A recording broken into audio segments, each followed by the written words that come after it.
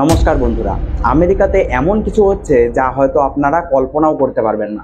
সেখানকার সাধারণ নাগরিক এমন বৃহৎ আকারে আন্দোলনে নেমেছে যেন দেখে মনে হচ্ছে এটা আমেরিকা নয়, বরং নেপাল অথবা বাংলাদেশের কোনো প্রোটেস্ট চলছে। এছাড়া রাষ্ট্রপতি ট্রাম্পও এসবের বিরুদ্ধে এমন এমন পদক্ষেপ নিচ্ছে যেন তিনি পৃথিবীর সবচেয়ে পুরনো গণতন্ত্রের কোন রাষ্ট্রপতি নন, বরং চীন, রাশিয়া, উত্তর কোরিয়ার কোনো ডিকটেটর।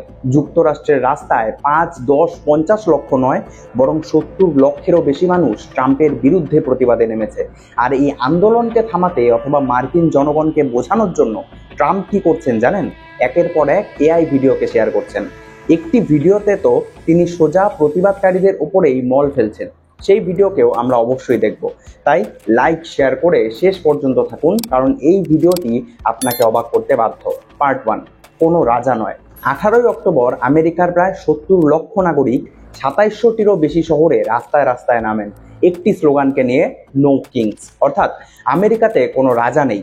এই আন্দোলনকে আমেরিকার ইতিহাসের অন্যতম বৃহত্তর সমন্বিত প্রতিবাদ আন্দোলন বলা হচ্ছে, যেখানে আন্দোলনকারীরা বলছেন যে ট্রাম্পের হাবভাব এমন যেন তিনি আমেরিকার রাষ্ট্রপতি নন, বরং উনি আমেরিকার রাজা। যখন যা চাচ্ছেন তাই করছেন, রাষ্ট্রপতির ক্ষমতার বারবার অপব্যবহার করছেন, এমনকি যেই ক্ষমতা রাষ্ট্রপতির কাছেও নেই সেই কাজও তিনি করছেন। দেশের সেনাবাহিনীর বার্ষিকীকে পর্যন্ত নিজের বার্থডে পার্টির জন্য ব্যবহার করছেন। এবং এই সব দাবি নিয়েই সবার প্রথমে এমন আন্দোলন হয়েছিল জুন মাসে, যেখানে প্রায় 50 লক্ষ আমেরিকান নাগরিক অংশ নিয়েছিল। সেই সময় এই প্রতিবাদটি যুক্তরাষ্ট্রের সেনাবাহিনীর 250তম বার্ষিকী উদযাপনের বিরুদ্ধে আয়োজন করা হয়েছিল, কারণ সেটি ট্রাম্পের 79তম জন্মদিনের সাথে মিলে গিয়েছিল। সমালোচকরা বলছিলেন যে ট্রাম্প এই সামরিক প্যারেডটিকে সেনাবাহিনীকে সম্মান জানানোর জন্য নয়, বরং নিজের অহংকারকে প্রদর্শনের জন্য আয়োজন করেছিলেন। তবে এবারের এই প্রতিবাদটিতে জুনের চেয়েও প্রায় 20 লক্ষ বেশি মানুষ জড়ো হয়েছিল। সংগঠকরা জানিয়েছেন যে সমগ্র 50টি রাজ্য জুড়েই মোট 2600 থেকে 2700টির মতো ইভেন্ট হয়েছিল।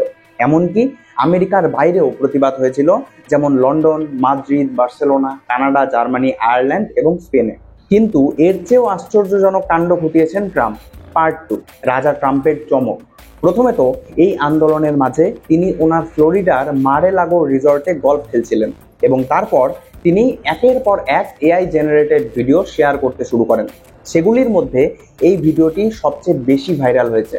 এখানে আপনারা দেখতে পাচ্ছেন যে যুদ্ধ বিমানটিতে কিং ট্রাম্প লেখা আছে। তবে তারপর কি হয় দেখুন।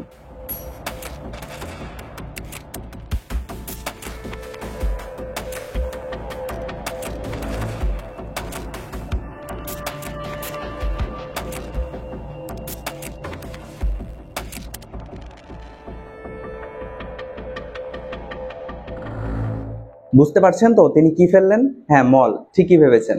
এবং এই ভিডিওটি বিশেষভাবে হ্যারি সিসনকে লক্ষ্য করে তৈরি করা, যিনি একজন 22-23 বয়সী ডেমোক্রেটিক অ্যাক্টিভিস্ট এবং টিকটক ক্রিয়েটার, যার 20 লাখেরও বেশি ফলোয়ার রয়েছে এবং ট্রাম্পের মুখর সমালোচক বলে পরিচিত। তবে এটি ট্রাম্পের প্রথম এআই ভিডিও নয়, বরং এর আগেও তিনি অনেক বিতর্কিত এআই ভিডিওকে শেয়ার করেছেন।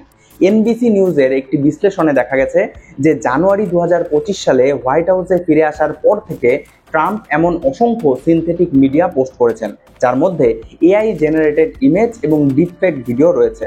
যেমন একই দিনে ট্রাম্প আরেকটি এআই জেনারেটেড ভিডিওকেও শেয়ার করেন, যেখানে তিনি নিজের মাথায় মুকুট রাখছেন এবং তারপর তরবারি টানছেন, যেখানে ন্যান্সি পেলোসি সহ বিশিষ্ট ডেমোক্র্যাটরা তার সামনে হাঁটু গেড়ে বসে আছেন।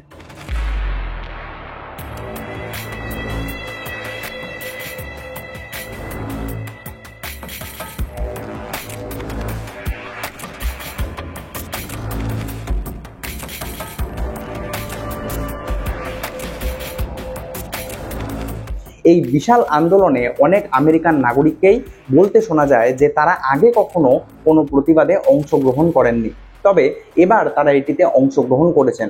কারণ আপনারা হয়তো অনেকেই জানেন যে ট্রাম্পের এইসব বিকট নীতির ফলে শুধুমাত্র অন্যান্য দেশই যে ভুগছে তা কিন্তু নয়, বরং সবচেয়ে বেশি প্রভাবিত হচ্ছে সাধারণ আমেরিকান জনতাই।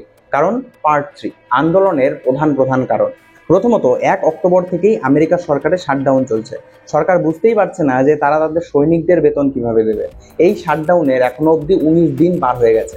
দ্বিতীয়ত, ট্রাম্পের আক্রমণাত্মক ইমিগ্রেশন পলিসি, যেখানে মুখোশ পরা আইসি এজেন্টরা অভিবাসীদের ধরে ধরে নিয়ে যাচ্ছে। তৃতীয়ত, ডেমোক্রেটিক শহরগুলোতে রাজ্যের অনুমতি ছাড়াই ন্যাশনাল গার্ডকে মোতায়েন। এবং চতুর্থত, বিখ্যাত বিশ্ববিদ্যালয়গুলোর ফেডারেল শিক্ষা তহবিলে বিশাল কাটছাঁট। নিউ ইয়র্ক পুলিশ ডিপার্টমেন্ট জানিয়েছে যে 1 লক্ষেরও বেশি মানুষ শান্তিপূর্ণভাবে প্রতিবাদ করেছে এবং কাউকেই গ্রেপ্তার করা হয়নি। Boston, Chicago, Atlanta, Los Angeles এবং ওয়াশিংটন ডিসিতেও এই রকমই শান্তিপূর্ণ প্রতিবাদকে রিপোর্ট করা হয়েছে। অন্যদিকে ইতিমধ্যেই ট্রাম্পের অনুমোদন রেটিংও ইতিহাসের সর্বনিম্ন স্তরে নেমে গেছে। 17 অক্টোবর প্রকাশিত সিএনবিসি অল আমেরিকা ইকোনমিক সার্ভেতে প্রকাশিত হয়েছে যে মাত্র 42% আমেরিকান নাগরিকই এখন ট্রাম্পের অর্থনৈতিক পলিসিকে সাপোর্ট করছেন এবং রেকর্ড 55% অস্বীকৃতি জানিয়েছে, যা ট্রাম্পের 2টি রাষ্ট্রপতি মেয়াদে সিএনবিসি পোলে রেকর্ড করা সর্বনিম্ন সংখ্যা। ট্রাম্পের সামগ্রিক অনুমোদন রেটিংও কমে 46% থেকে 44% নেমে এসেছে এবং ট্রাম্পের নীতির বিরোধিতা করেছেন 52%। সবচেয়ে খারাপ পারফরমেন্সের এলাকা হলো মুদ্রাস্ফীতি এবং জীবনযাত্রার খরচ। মাত্র 34% আমেরিকান মুদ্রাস্ফীতি এবং জীবনযাত্রার খরচ নিয়ে ট্রাম্পের কাছে খুশি এবং ম্যাসিভ 62% আমেরিকান নাগরিকই এই বিষয়ে ট্রাম্পের নীতির বিরুদ্ধে। আপনারা তো জানেনই যে ট্রাম্প কিভাবে বিশ্বের প্রায় সমস্ত দেশের ওপরেই শুল্ক চাপিয়ে দিয়েছেন এবং এর ফলে সরাসরিভাবে প্রভাবিত হচ্ছে আমেরিকান জনতা। কারণ ট্যারিফের ফলে আগের 100 টাকার কোনো মালকে এখন 150 টাকায় কিনতে হচ্ছে তাদের। সিএনবিসি সার্ভে দেখিয়েছে যে মাত্র 41% জনগণ ট্রাম্পের নতুন ট্যারিফ নীতিকে সাপোর্ট করছে এবং ম্যাসিভ 56% জনগণ এই নীতির বিরুদ্ধে। অর্থাৎ এই নো কিংস আন্দোলন মূলত ট্রাম্পের নিজের ক্ষমতার অত্যাধিক ব্যবহারের এবং নিজের ব্যক্তিগত স্বার্থসিদ্ধির বিরুদ্ধে। আন্দোলনকারীদের মতে আমেরিকার শক্তি এবং অর্থ আমেরিকার উন্নতির জন্য, নাকি কারো ব্যক্তিগত স্বার্থসিদ্ধির জন্য। যেমন এক আন্দোলনকারী বলেছেন, আমাদের কোনো রাজা নেই বলা এবং শান্তিপূর্ণভাবে প্রতিবাদ করার আমাদের অধিকারকে প্রয়োগ করার চেয়ে বেশি আমেরিকান আর কিচ্ছু নেই। আন্দোলনের ওয়েবসাইটেও ঘোষণা করে দেওয়া হয়েছে, রাষ্ট্রপতি বিশ্বাস করেন যে তার কর্তৃত্ব প্রশ্নাতীত, তবে আমেরিকায় আমাদের রাজা নেই এবং আমরা বিশৃঙ্খলা, দুর্নীতি এবং নিষ্ঠুরতার কাছে নতি স্বীকার করব না।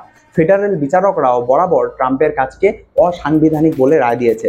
বোস্টনের একজন ফেডারেল বিচারক হার্ভার্ডের তহবিলের কাটছাঁটকে উল্টে দিয়ে সেটিকে অসাংবিধানিক বলে অভিহিত করেছেন। তবে আপনাদের এই বিষয়ে ঠিক কি মত? এই আন্দোলন এবং ট্রাম্পের এআই ভিডিও সম্পর্কে আপনারা কি ভাবেন? এটি কি নেহাতি একটা মজার ভিডিও ছিল যেটাকে অতি সিরিয়াসলি নেওয়ার কোনো প্রয়োজন নেই বলেই আপনারা মনে করেন, নাকি আপনারা মনে করেন যে একজন রাষ্ট্রপতিকে সেই দেশের নাগরিকের প্রতি এমন অসম্মানজনক ভিডিও ছাড়া একেবারেই উচিত নয়? সেটি অবশ্যই কমেন্টে জানাতে ভুলবেন না। এছাড়া আপনাদের কাছে একটাই রিকোয়েস্ট যে একটি লাইক এবং সাবস্ক্রাইব অবশ্যই করবেন, কারণ এটি আপনাদের জন্য সামান্য মনে হলেও এটি সত্যি আমাকে আপনাদের জন্য আরও এমন নতুন নতুন বিশ্লেষণাত্মক ভিডিও নিয়ে আসতে অনুপ্রেরণা যোগায়। দেখা হচ্ছে পরের ভিডিওতে। ধন্যবাদ।